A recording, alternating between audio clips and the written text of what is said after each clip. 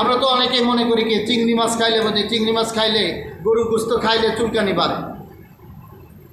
দেখেন আকিদাটা কত বড় আকিদা খারাপ। চিংড়ি মাছের কোনো ক্ষমতা আছে আপনার শরীরে কাজ করা? হ্যাঁ, চুলকানি দেওয়ার কোনো ক্ষমতা আছে?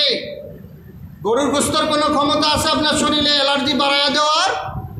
এই ক্ষমতা নাই। কারণ তাহলে তো আপনি আল্লাহ পাককে বিশ্বাস করলেন না। তকদিরের উপরে আপনার বিশ্বাস যেটা থাকার কথা ছিল, সে তকদিরের প্রতি আপনি বিশ্বাস না করে আপনি বিশ্বাস করছেন কি মাকলুকাতের প্রতি। মাকলুকাতের প্রতি বিশ্বাস করলে মাকলুকাত আপনার ক্ষতি করবে, উপকার করবে, এরকম যদি আপনি মনে করেন তাহলে আপনি কি করলেন? কুফরি করলেন, আল্লাহ পাকের সাথে শরিক করে দিলেন। আর আল্লাহ পাকের সাথে যদি আপনি শরিক করে দেন তাহলে শিরক হয়ে গেল। আর শিরক হইলেই কিন্তু আপনি বরবাদ হয়ে গেলেন, নাউজুবিল্লাহ।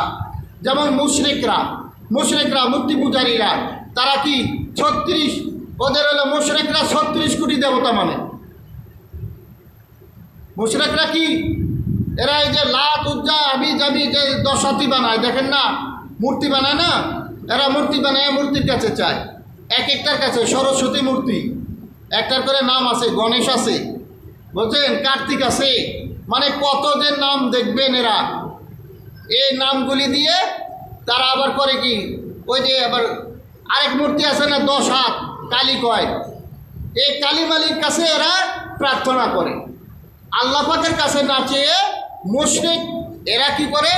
আল্লাহ পাকের সৃষ্টি যেটা রয়েছে সেই সৃষ্টির কাছে তারা প্রার্থনা করে, নাউজুবিল্লাহ। যার ধরনে তারা কশ্চিন কালেও শিরক থেকে বাঁচার কোনো ক্ষমতা নাই। অশুভ মনে করা থাকে তারা বাঁচতে পারে না, নাউজুবিল্লাহ মিন জালিক।